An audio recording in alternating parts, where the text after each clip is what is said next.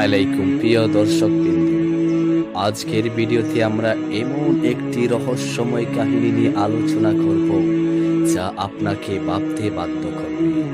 এটি এমন একজন ব্যক্তির গল্প যিনি নিজেকে আল্লাহ বলে দাবি করতেন এবং তার পরিণতিও হয়েছিল পৃথিবীর জন্য একটি চিরস্থায়ী শিক্ষা। তিনি ছিলেন মিশরের এক ক্ষমতাধর রাজা যাকে মানুষ দেবতা হিসাবে পূজা করত, কিন্তু তার অহংকার ও ক্ষমতার লোভ কিভাবে তাকে ধ্বংসের দিকে নিয়ে গিয়েছিল তা আজ আমরা জানতে চলেছি। দর্শকগণ, প্রস্তুত থাকুন এক অবিশ্বাস ইতিহাস জানার জন্য। ফেরাউন একটি নাম যা শুনলেই মনে হয় ক্ষমতা, অহংকার এবং ভয়ের মিশন। তার সাম্রাজ্য ছিল বিপুল, তার ধন সম্পদের কোনো তুলনাই ছিল না। মিশরের প্রাচীন পিরামিড তার শক্তির সাক্ষী, তার প্রাসাদ ছিল স্বর্গের মতো যেখানে সাধারণ মানুষ প্রবেশ নিষেধ। তার কথাই ছিল আইন, তার সামান্য ইঙ্গিতে জীবনের সিদ্ধান্ত হয়ে যেত। কিন্তু এই অসাধারণ জীবন দ্বারা কি তাকে পরিত্রাণ দিয়েছিল? উঠেও না।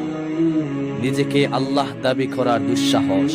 ফেরাউন এতটাই গর্বিত ছিল যে সে নিজেকে সর্বোচ্চ প্রভু বলে দাবি করে বলেছিল। তার এই কথাগুলো প্রজাদের মনে ভয় তৈরি করত। লোকেরা তাকে পূজা করত, কিন্তু তার অন্তরে লুকিয়েছিল এক চরম ভয়, কেউ যদি তাকে হারিয়ে দেয়।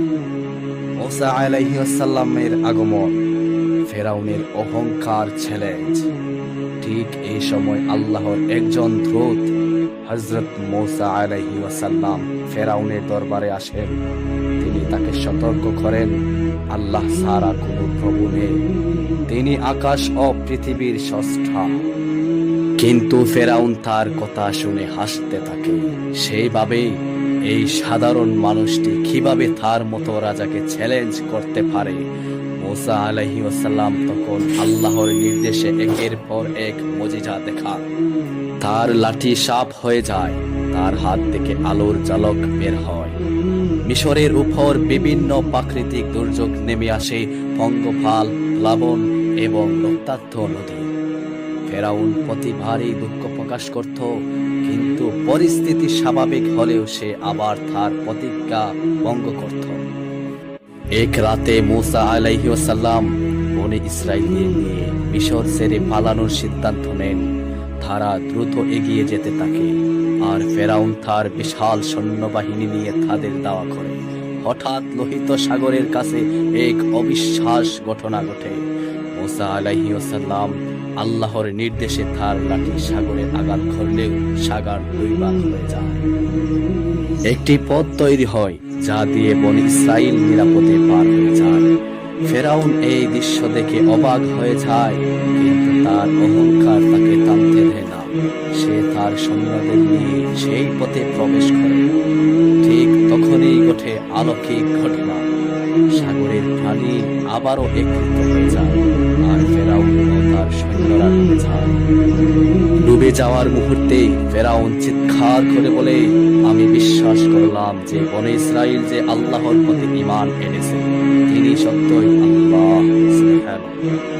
কিন্তু তখন খুব দেরি হয়ে গেছে। আল্লাহ তার তাওবা গ্রহণ করেন। আল্লাহ কোরআনে বলেছেন, আজ আমি তোমার দেহকে রক্ষা করব, যেন তুমি পরবর্তীর জন্য নির্দেশ করো। ফেরাউনের দেহ, যা রামেশেস বলে ধারণা করা হয়, আজও মিশরের জাদুঘরে সংরক্ষিত। তার দেহের বৈজ্ঞানিক বিশ্লেষণে প্রমাণিত হয়েছে সে পানিতে ডুবে মারা গেছে।